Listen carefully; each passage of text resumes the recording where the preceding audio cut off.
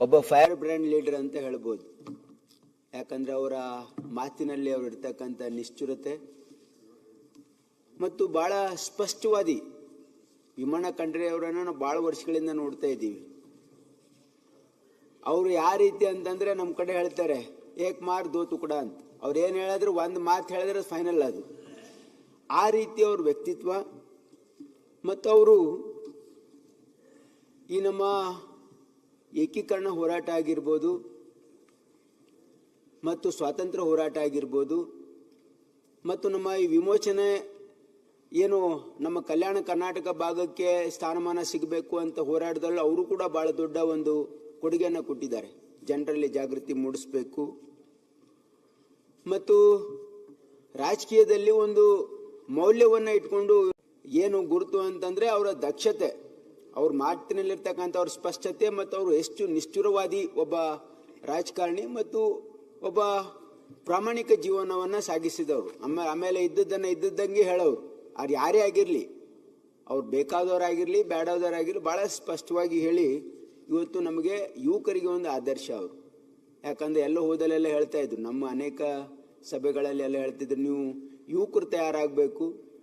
ಯುವಕರು ಒಂದು ವೇಳೆ ಸೈದ್ಧಾಂತಿಕದ ಕಡೆಗೆ ನೀವು ಒಂದು ವೇಳೆ ನನ್ನ ಜೊತೆ ಬಂದರೆ ನಾವು ಈ ಸಮಾಜ ಬದಲಾವಣೆ ಮಾಡಬೇಕು ಅಂತಕ್ಕಂಥದ್ದು ಅವರ ಭಾವನೆ ಇತ್ತು.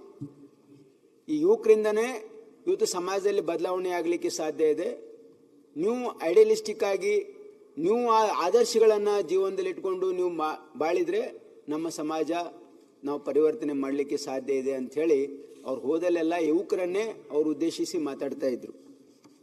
ಮತ್ತು ವಿಶೇಷವಾಗಿ ಅವರು ಈ ನಮ್ಮ ಕಲ್ಯಾಣ ಕರ್ನಾಟಕ ಭಾಗದಲ್ಲಿ ಒಂದು ಜಾಗೃತಿಯನ್ನು ಮೂಡಿಸ್ತಕ್ಕಂಥ ಪ್ರಯತ್ನ ಭಾಳ ಅವ್ರದ್ದಾಗಿತ್ತು. ಏನಂತಂದರೆ ಈ ನಮ್ಮ ಭಾಗಕ್ಕೆ ಸ್ವಾತಂತ್ರ್ಯ ಸಿಕ್ಕಿದ್ದು ತಡವಾಯಿತು, ಆಮೇಲೆ ನಮ್ಮ ಭಾಗದಲ್ಲಿ ಹಿಂದುಳಿಕೆ ಆಗಿದೆ, ಇದಕ್ಕೆ ಈ ಅಸಮಾನತೆಯನ್ನು ಹೋಗಲಾಡಿಸ್ಬೇಕು, ಇದನ್ನು ಯಾವ ರೀತಿಯಾಗಿ ನಾವು ನಮ್ಮ ಭಾಗಕ್ಕೆ ನಾವು ಇದನ್ನು 371J ಏನು ಬಂದಿದೆಯಲ್ಲ ಇದಕ್ಕೆ ಅವರು ಹಿಂದೆ ಭಾಳ ವರ್ಷಗಳಿಂದ ಒಂದು ಜಾಗೃತಿಯನ್ನು ಮೂಡಿಸ್ತಕ್ಕಂಥ ಕೆಲಸ ಮಾಡಿದರು. ಹಾಗಾಗಿ ಇವತ್ತು ಯುವಕರಿಗೆ ಒಂದು ಭಾಳ ದೊಡ್ಡ ಪ್ರೇರಣೆ ಭೀಮಣ್ಣ ಖಂಡ್ರೆ. ನಮ್ಮ ಕಡೆ ಭೀಮಣ್ಣ ಖಂಡ್ರೆ ಅವ್ರಂಗೆ ಮಾತಾಡ್ತೀಯಲ್ಲಪ್ಪ ಅಂತ ಹೇಳ್ತಾರೆ.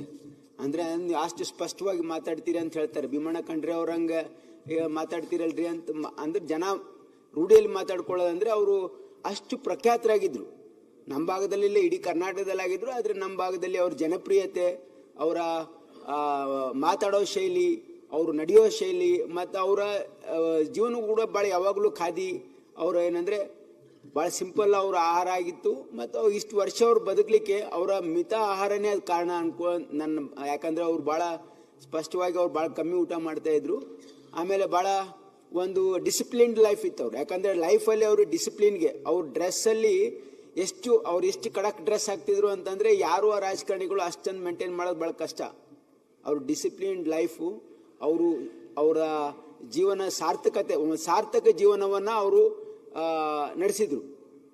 ಆಮೇಲೆ ಜನರು ಕೂಡ ಅವ್ರಿಗೆ ಭಾಳಷ್ಟು ಪ್ರೀತಿನೂ ಮಾಡ್ತಾಯಿದ್ರು, ಬೆಂಬಲನೂ ಕೊಟ್ಟರು, ಅವರಿಗೆ ರಾಜಕೀಯ ಸ್ಥಾನಮಾನನೂ ಕೊಟ್ಟರು ಮತ್ತು ಈ ಸಮಾಜದಲ್ಲೂ ಕೂಡ ಇವತ್ತೊಂದು ಭಾಳ ದೊಡ್ಡ ಸ್ಥಾನವನ್ನು ಕೊಟ್ಟರು. ಸಮಾಜವನ್ನು ಸಂಘಟನೆ ಮಾಡ್ತಕ್ಕಂಥದ್ದು ಇವತ್ತು ವೀರಶೈವ ಮಹಾಸಭಾ ಸ್ಥಾಪನೆ ಆಗಿರಲಿ, ಇದಕ್ಕೆ ಅದು ಬೆಳವಣಿಗೆ ಆಗಿರಲಿ, ಇವತ್ತು ಬೆಂಗಳೂರಲ್ಲಿ ಅವರು ಅದನ್ನು ಆಫೀಸ್ ಸ್ಥಾಪನೆ ಮಾಡೋದರಲ್ಲಿ ಮತ್ತು ಅನುಭವ ಮಂಟಪ ಬಸವಾದಿ ಶರಣರ ವಿಚಾರಧಾರೆಗಳನ್ನು ಜನರಿಗೆ ಮುಟ್ಟಿಸ್ತಕ್ಕಂಥದ್ದಕ್ಕೆ ಇವತ್ತು ನಮ್ಮ ಜನರಲ್ಲಿ ಜಾಗೃತಿ ಬರಬೇಕು, ಮಠಮಾನ್ಯಗಳು ಒಂದಾಗಬೇಕು.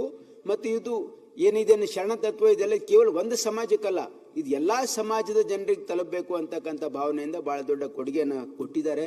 ಇವತ್ತು ಅವರ ಅಗಲುವಿಕೆ ಖಂಡಿತವಾಗಿ ನಮಗೆ ದುಃಖ ತಂದಿದೆ ಮತ್ತು ನಮಗೆ ಅವರ ಕಳ್ಕೊಂಡಿರ್ತಕ್ಕಂಥ ಅವರ ಆದರ್ಶಮಯವಾಗಿರ್ತಕ್ಕಂಥ ಜೀವನನೂ ಕೂಡ ನಾವು ಕೂಡ ಅದರಿಂದ ಪ್ರೇರಣೆ ಹೊಂದಿದ್ದೀವಿ ಅಂತಕ್ಕಂಥ ಮಾತನ್ನು ಹೇಳ್ತಾ ಅವರಿಗೆ ನಾವು ಶ್ರದ್ಧಾಂಜಲಿಯನ್ನು ಸಲ್ಲಿಸಿ